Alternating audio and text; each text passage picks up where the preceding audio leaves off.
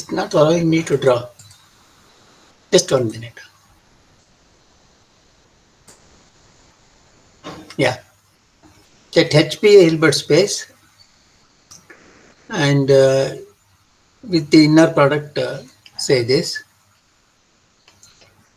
So if x comma y is 0 for all x in H, then x is 0. I hope you know this. I mean, you just take x equal to y or y equal to x equal to, sorry, this is not x equal to 0, y equal to 0. This is one thing. Second thing, yesterday I was talking to you on the adjoint. Ax comma y equal to x comma by. Okay. Then this b is called the adjoint of A, denoted by this. I have did in the class, A star. Okay. Now, if you take a matrix A, n cross n, then you can define an operator TA from Rn to Rn. Standard definition, TA of x equal to Ax. Some people use this TA is denoted by A itself. Okay. Then this is a finite dimension, therefore TA is continuous, linear. Okay. So if you look at the adjoint of TA, this is nothing but the operator generated by TA transpose. This is implied by the fact that Ax comma y inner product is nothing but x comma A transpose y. This I have done it. Right? So that's the story which I thought I will let you know. Okay. Could you move back your previous page? Huh? Could you move back your previous page, sir? I missed some statements, sir.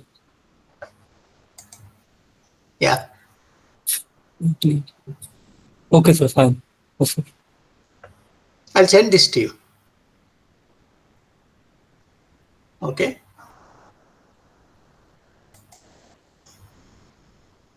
So we need to define, to prove the existence of this A star, we need to prove Rees representation theorem. I stated it, but I did not prove it. I'm using the book of Kreyszig for the sake of our notations match with the Kreyszig book, therefore I'm using this book. Now, this you need to know what is called a bilinear form. Okay. So we prove the Rees representation theorem for the bilinear form. So let H1 and H2 be two Hilbert spaces. Let H1, small h be a map from H1 cross H2 to K, be a bounded sesquilinear form. That is H of xy is bounded by M. Okay, it's linear in x and y. Then H has a representation, Hxy equal to Sx comma y, where S is a map from H1 to H2, is a bounded linear operator. S is uniquely determined by the fact is determined by H, and the norm of this operator is nothing but norm H. Slightly a generalized way of writing the. So we consider Hxy bar, conjugate of Hxy.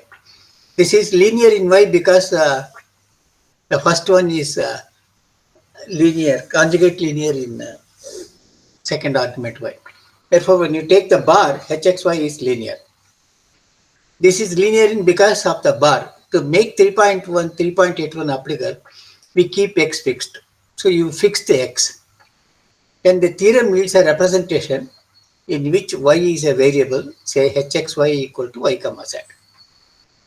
So this is the representation theorem for. So let me stop a while. Just wait.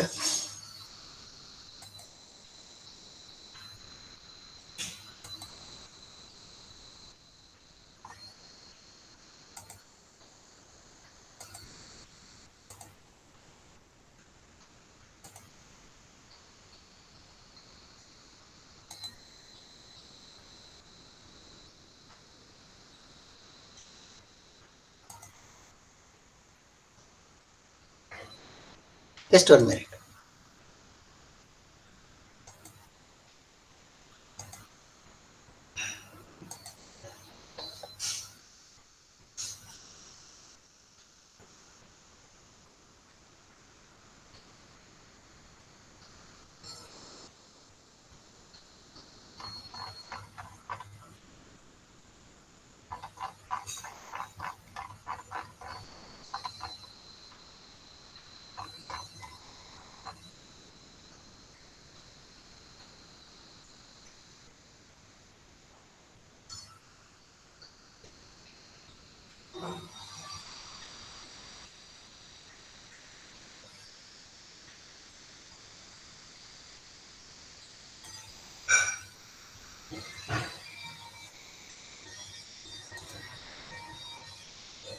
I'm sharing the screen.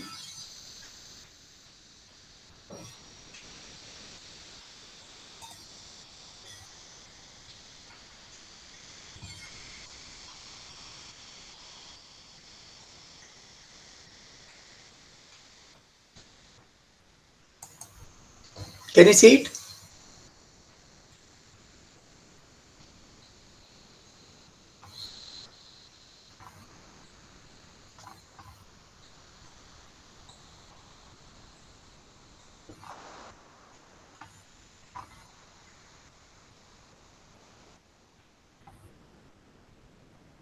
Can you see the screen?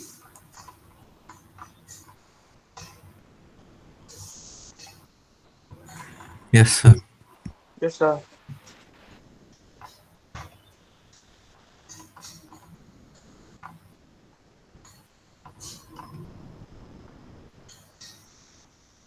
I took for granted the representation theorem, but it could be dangerous if I take for granted. So let me prove it. This has been done in your linear algebra course, the same course. What it says is that if you are given a functional f on a Hilbert space H, then this f can be represented as fx equal to x comma z. This z is called the representer of f, and this z depends on f, and it is uniquely determined by f and has the norm z equal to norm f. So norm of f is equal to norm of z. You know f because f is given to be a functional. So that's the Rees representation theorem. Let me quickly go through the proof of this. Okay. So last time what I did in the class is that if you take z and you define fx equal to x comma z, then it's a linear functional, and norm of this is the same thing. Now what we are saying is, given a functional, then you can write it as an inner product. That's the Rees representation theorem. This is called a Rees representation theorem because you can represent a functional by a inner product.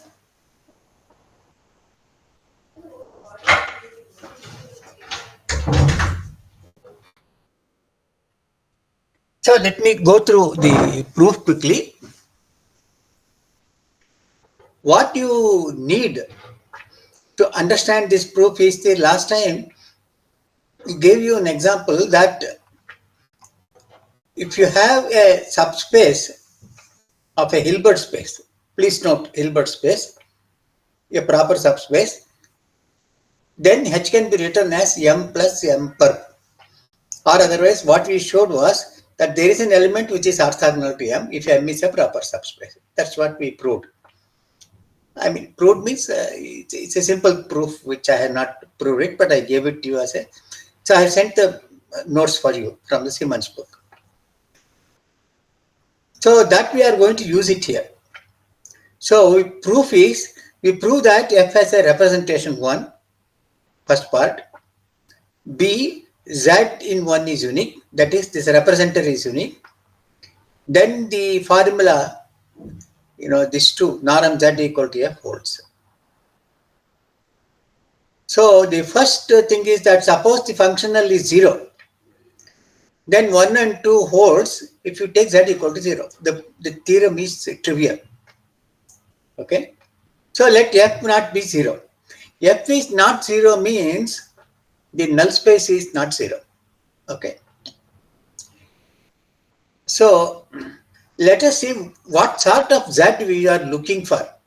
So what sort of Z we are looking for, right? If you want, I'm saying if you want, I'm not saying it is one is true. Suppose f is x comma z.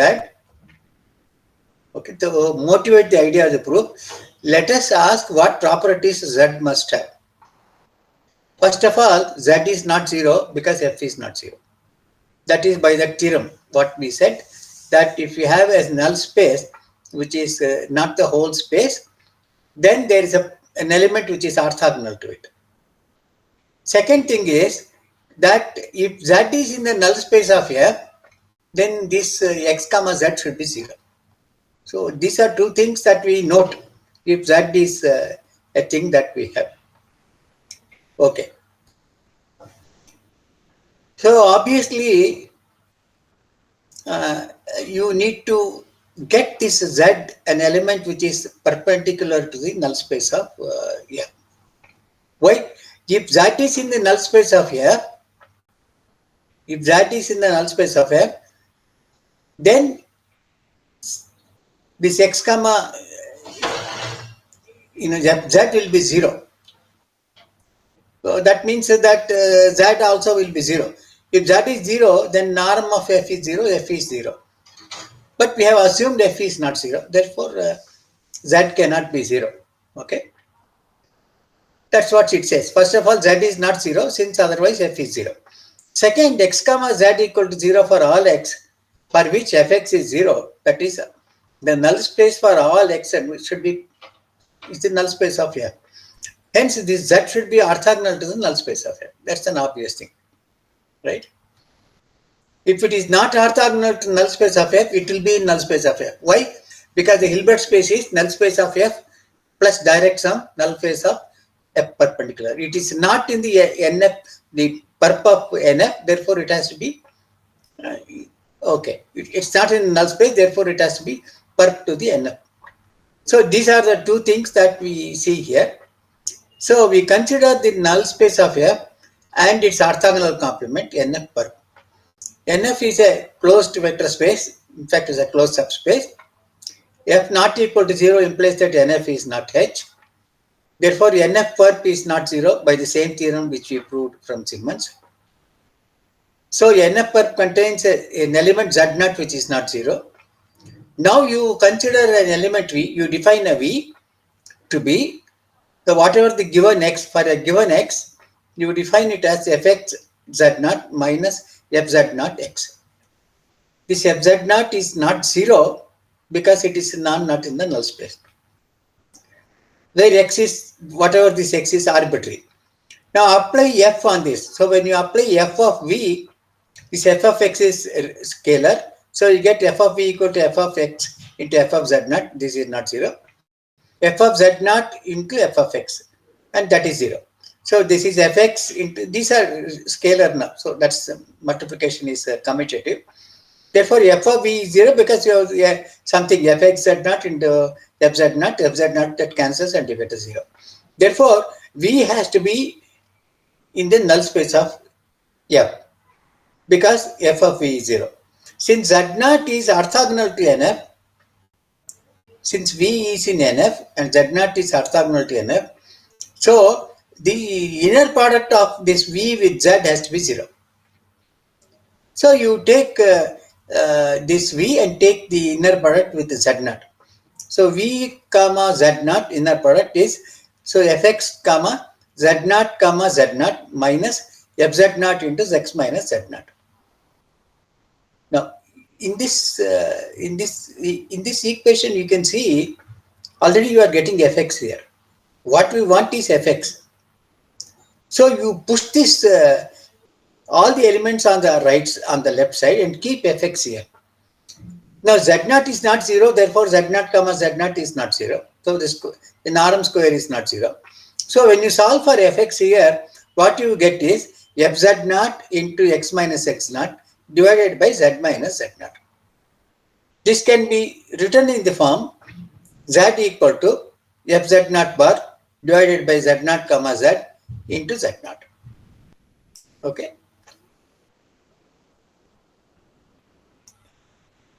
So we can rewrite this in this factor. Okay.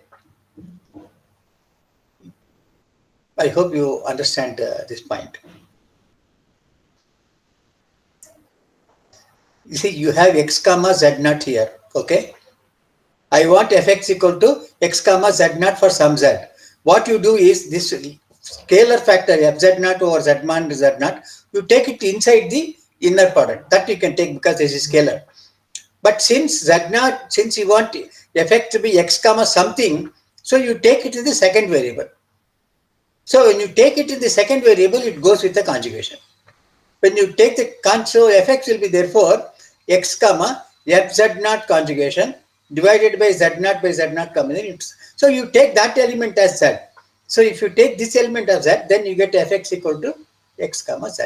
That is the Rees representation theorem. Okay. So this Fx can be written as X comma Z, and what is that Z? It is Fz0 over Z minus in the Z0 comma Z0 into Z0. That's a quick proof of the Rees representation theorem, which I thought you might have done it in your linear algebra. Okay, doesn't matter. Now we want to show this Z is unique. So when you have two Z, say Z1 and Z2, Fx equal to X comma Z1 comma X comma Z2, then you look at this X comma Z1 comma X comma Z2, then you get X comma Z1 minus Z2 by the linearity. But this is true for all X. Therefore, Z equal to Z1 minus Z2 should be 0. You get Z1 equal to Z2. Okay, this we have shown. In the beginning of the class, I said if X comma Y is 0 for all X, then Y has to be 0. That's exactly what we are using. Therefore, Z1 should be equal to Z2. Therefore, this F comma Z is unique. Finally, we want to prove the norm of F equal to norm of Z. If F is 0, then Z is 0. Nothing to prove. Let's assume Z is not 0. Then norm Z0 square. Okay. So here you have to use this fact. You have to use this Z equal to Fz0 over this. Take the norm of this. So you get norm of Z equal to this mod of this into norm of Z0. Okay. Where is that? Yeah. Norm Z square is Z comma Z inner product. That is nothing but F of Z. That is less than or equal to norm F into norm Z. That's an obvious thing. Okay. This Z comma Z, you are getting it from this representation. This representation. Instead of X, you take Z. Then you get Fz equal to Z comma Z. That's what is used here. Okay. So norm Z square is Z comma Z. That is Fz less than or equal to. This is norm of Tx is less than or equal to norm T. So you get here norm F into norm Z. Since norm Z is not 0, please note, this is an important point which you should understand and you should write it in the examination if the proof is asked. Since norm Z is not 0, you can divide. When you divide, this square will go, you get norm Z less than or equal to norm F. It remains to show that norm of F is this one. So mod of Fx is mod of X comma Z by the representation. This is less than or equal to norm x into norm z because of Schwarz inequality. Therefore, you take the supremum over norm x equal to 1, you get norm f less than or equal to norm z. Other inequalities, norm f less than or equal to norm z, is we already proved it. Therefore, norm of f equal to norm of z. Okay. That is the proof. Now, this is the lemma which we have used here. Okay. Now we have this sesquilinear form, etc. I will not do that part. Okay. I will leave that to you. This is the Riesz representation theorem for the sesquilinear form. That is also an obvious affair. Okay. Not a very difficult thing.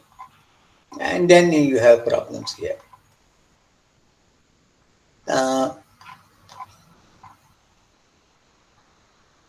Before we proceed, better to look at some examples. Okay.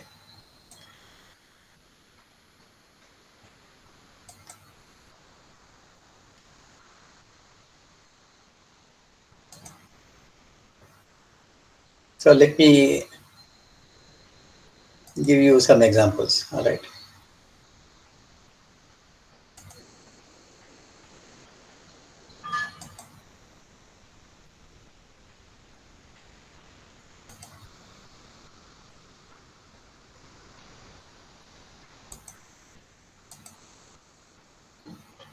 I don't know why this square is coming. I don't know how to get rid of this square. Any idea? Can somebody give me an idea? How to get rid of this square?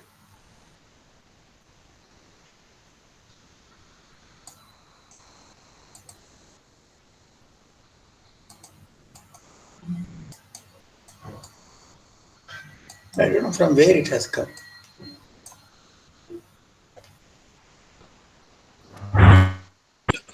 On below right side. This one? So yes, sir. Plus click plus. Sir, it will increase. Okay. So plus click on the plus, sir. Yeah, we will use this amount. Huh? Yes. Thank you.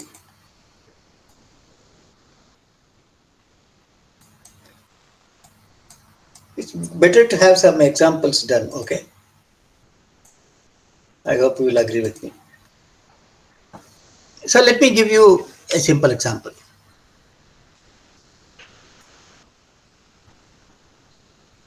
So the first example is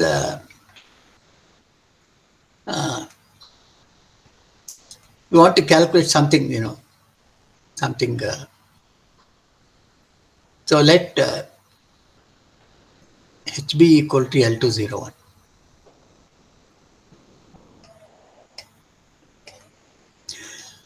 And what is the inner product here? This is the inner product.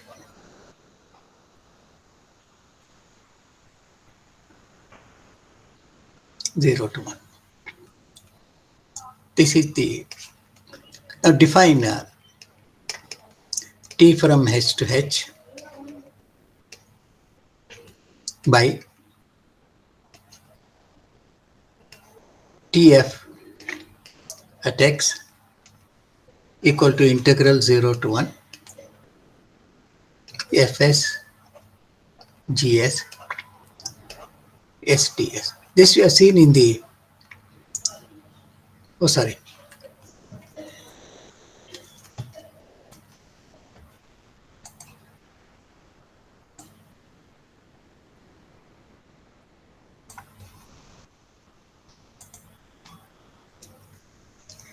we'll write it as SFS ds F in H.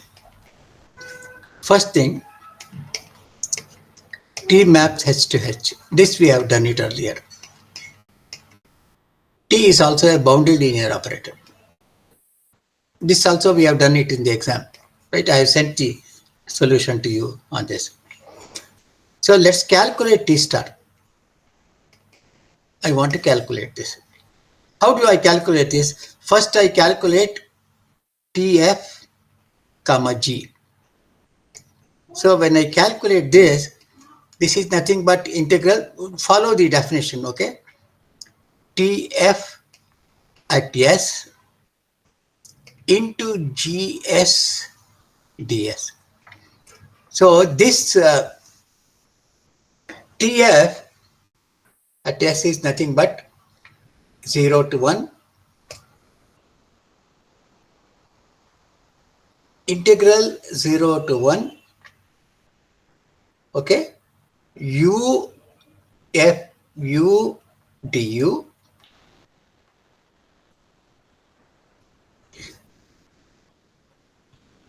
okay. Oh, I'm sorry, this should be X, huh?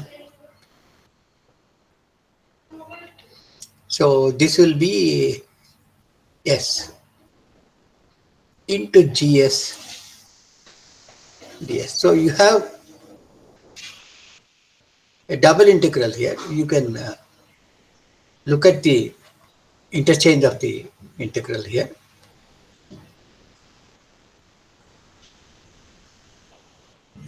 This is not 1, sorry, this is X. So this is not 1, this is X. This is not 1, this is X. So when you interchange the integral, okay,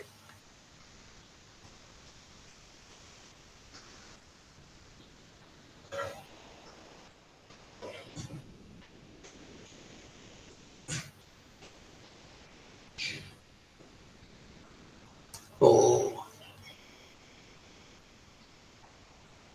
I think I've taken a wrong example, okay. Just wait.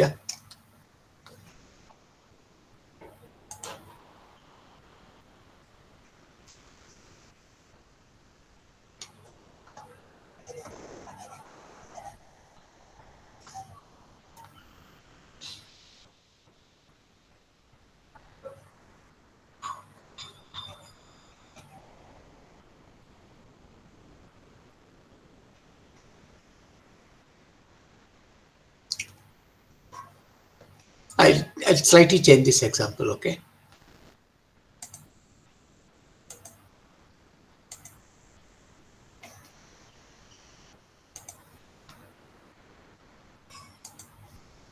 Just wait.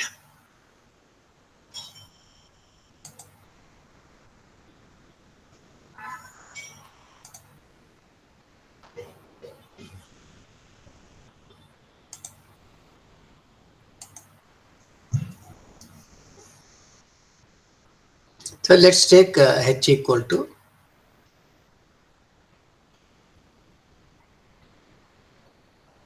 don't worry about the previous one, okay. With the inner product,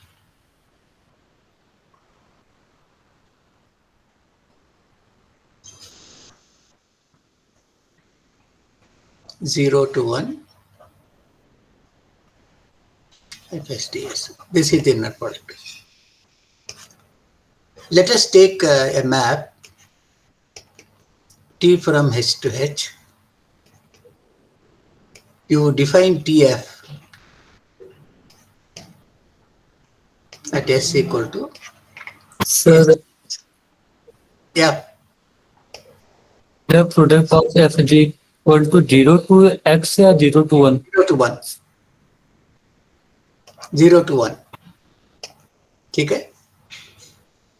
This is the map. First, verify that T is a map from H to H. This is obvious. Why? By Holder's inequality.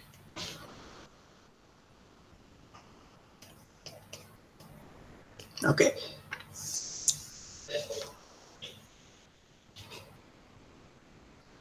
Let's calculate TF comma G, that is 0 to 1, TF at S into GS ds. Okay, this is the definition of the inner product, and this is nothing but, put down the value of TFS.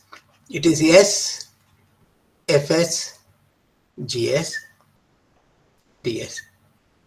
This is nothing but integral 0 to 1 f of s into sgs. I am just pushing this s onto g ds. This is nothing but the inner product of f comma tg. Okay? Look at these two.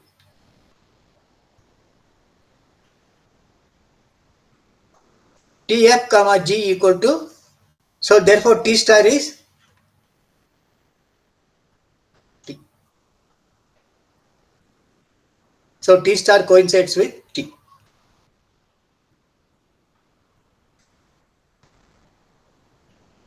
Okay. Unfortunately, you don't have a spectral theorem in your course. Otherwise,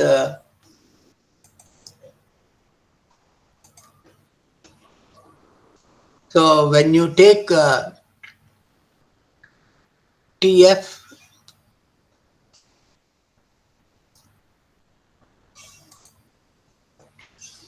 when you take TF equal to lambda f, that is lambda is an eigenvalue, f not 0. This will imply SFS is lambda times Fs. Okay. So two cases, lambda equal to 0. Second case, lambda not 0. So let's look at this second case.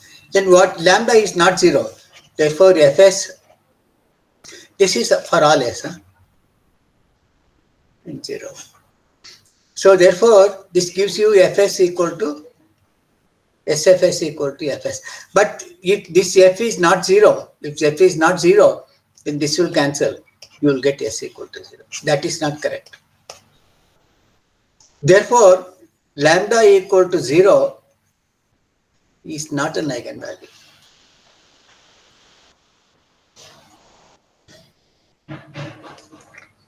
The same story here also, you can prove it.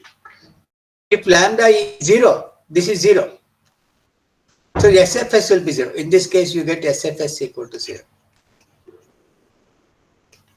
That's a contradiction. Therefore, lambda equal to 0 is not an eigenvalue. That means this operator has no eigenvalues. But T is T star. That is, it's a self-adjoint operator and it has no eigenvalue. Now, this is what I wanted to tell you. That when you take a symmetric matrix, it has precisely n values. And symmetric matrix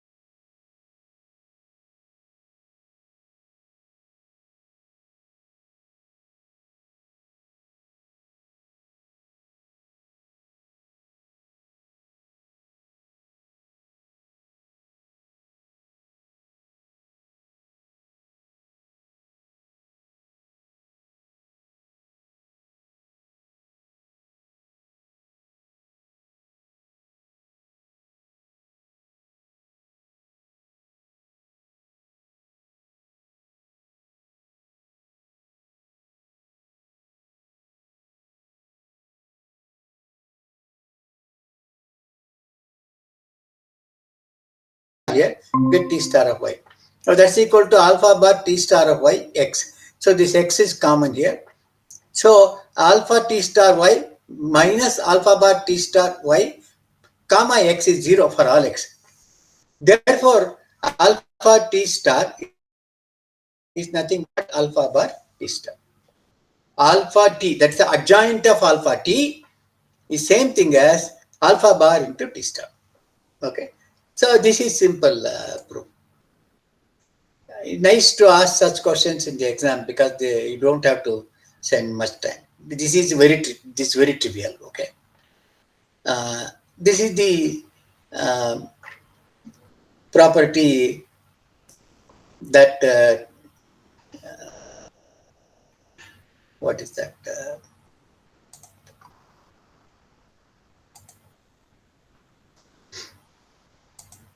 This is the property that T star of T is same thing as TT star, not the TT star, sorry. T star of T Naram equal to TT star Naram equal to Naram T squared. Okay. So that's, I mean, you can replace this T by Naram T star also. This is also a very simple affair. Okay. So that's the quick, what is called the Rees representation theorem and application to the adjoints. Okay. It's 12:50. So I would like to stop the class here. Okay. Now, this notation what is used in the Kreyszig book is same thing as a notation what we are using in the class. Therefore, I gave you this. But a simpler proof is given in the book of Limaye. I will send that notes to you. It's exactly the same thing. You can use this proof or that proof, whichever is suitable to you. Advantage in Limaye's book is he doesn't use sesquilinear form. He uses only this. Even in the book of Simmons, he doesn't use the sesquilinear form. I don't know why Kreyszig book has made our life slightly miserable by using this. Rishabh, we'll meet tomorrow. Yes, sir. Which time? Hello. Yes. Tomorrow you have class now, 12 o'clock. Yes, sir. Yes, sir. Huh? Yes, sir. We have class, sir. Today we will not meet between 2 and 3, okay? Because I'll continue with this material. So you read it in the night today so that I can do the continuation. If you don't read it, then it will be too much of running too fast. Okay? So I will continue with this one tomorrow and I will give you some more examples to understand this. I will give you the alternative proof for the adjoint. Okay? Simpler proof than the sesquilinear form. Have a good day. Bye. Okay, sir. Thank you, sir. Welcome.